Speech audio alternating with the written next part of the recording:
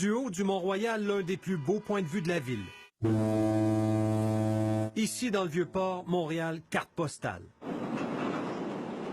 Le visage de la métropole change au quotidien. Le journaliste Hugo Jonca du bureau d'enquête surveille attentivement sur une base régulière les transactions immobilières. C'était en juin 2016, en plein boom des condos dans Griffintown. Il y a une transaction un jour qui attire mon attention, c'est celle d'Ibrahim Hissène Bourma.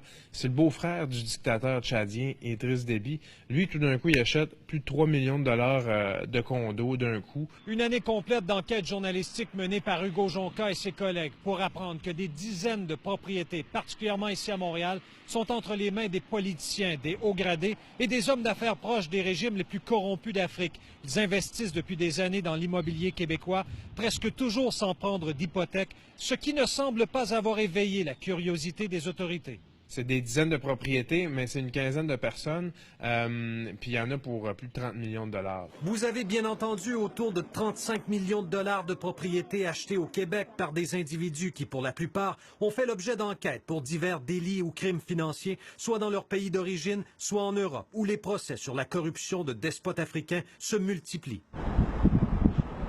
On vous amène à l'île des Sœurs, rue O'Reilly, un condominium d'1,6 million de dollars détenu par Rachida Kaba. Son mari, Tite Kaba, est soupçonné d'avoir produit un faux titre foncier au Congo-Brazzaville au bénéfice d'un proche du dictateur Denis Sassou Nguesso. Le couple Kaba a transigé pour près de 4,5 millions de dollars en propriété depuis 2008 à Montréal et dans les Laurentides, mettant la main notamment sur cette somptueuse demeure de plus d'1 million de dollars à Piémont.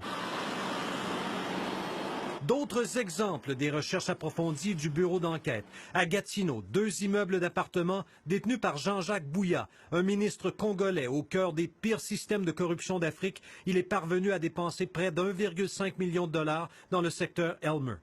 Que l'amour de Dieu. Wilfrid Nguesso, fils de dictateur. Il est propriétaire de cette maison d'1,4 million dans Ville-Mont-Royal. La France vient de l'arrêter pour blanchiment de détournement de fonds publics. La tour de Condotel Le Cristal, où Voltaire Bressetto Bami détient 2 unités, un homme d'affaires sous la loupe des autorités anticorruption françaises. Son investissement au centre-ville, près d'1 demi-million, sans hypothèque. Si en Europe, les autorités ont lancé la chasse aux biens mal acquis, au Canada, non seulement l'expression n'existe pas, mais personne ne pose encore la question à ces investisseurs. Yves Poirier, TVA Nouvelles, Montréal.